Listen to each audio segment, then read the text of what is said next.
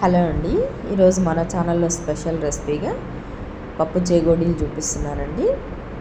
ఇంట్లో రెగ్యులర్గా చేసుకునే ఈ చేగోడీలు కరకరలాడుతూ క్రంచీగా టేస్టీగా ఎలా చేసుకోవాలో చూపిస్తాను. మైదా పిండి వాడకుండా ఓన్లీ బియ్యం పిండితోనే చేసుకునే చేగోడీలు అండి. నేను ఇక్కడ ఫుడ్ కలర్ కూడా యూస్ చేయట్లేదు. ఫుడ్ కలర్ కూడా ఆరోగ్యానికి మంచిది కాదు. ఫుడ్ కలర్ కూడా యూస్ చేయకుండా ఇంట్లోనే హెల్తీగా ఎలా చేసుకోవాలో చూపిస్తాను. దీనికోసం నేను ఇక్కడ ఒక 1/2 కేజీ బియ్యపిండి తీసుకున్నాను. కొంచెం జీలకర్ర యాడ్ చేసుకున్నాను. వామైనా యాడ్ చేసుకోవచ్చు అండి, బాగుంటుంది, మనకి డైజెషన్ బాగుంటుంది.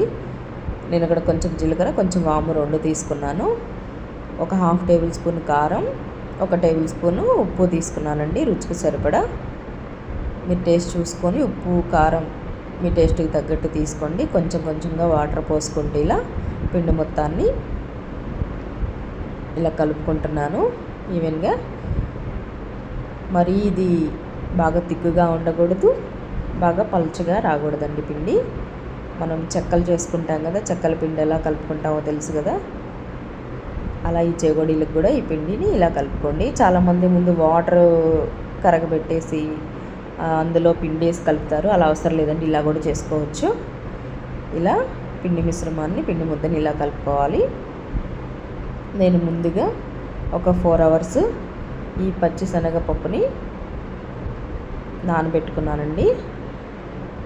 ఈ తడిపోయే విధంగా ఇలా ఒక క్లాత్ తోటి దీన్ని వడగట్టుకొని వాటర్ని ఇలా క్లాత్తో ఇలా తుడుచుకోండి.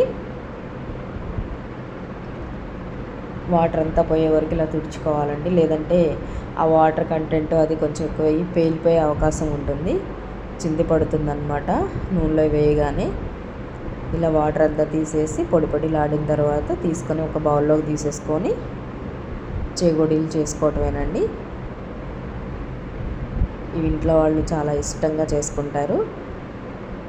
ఇంట్లో చేసి పెట్టండి, చాలా ఇష్టంగా తింటారు, పిల్లలైనా పెద్దలైనా. ఇప్పుడు ప్రాసెస్ చూపిస్తానండి చేగోడీలు ఎలా చేసుకోవాలో. ఇలా కొంచెం పప్పు వేసుకొని ఒక చిన్న పిండి ముద్ద తీసుకొని ఇలా రుద్దుకుంటూ,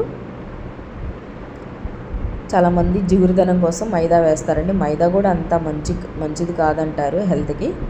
ఇలా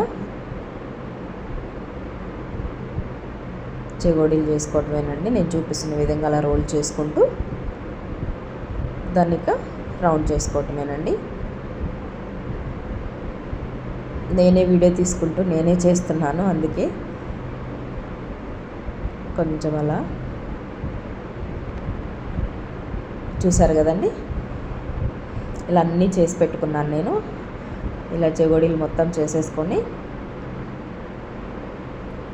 మొత్తం తీసుకొని ఆయిల్ బాగా హీట్ ఎక్కిన తర్వాత డీప్ ఫ్రై కావాల్సిన ఆయిల్ పోసుకొని, ముందుగానే ఆయిల్ కొంచెం హీట్ అవుతుందని పెట్టానండి నేను.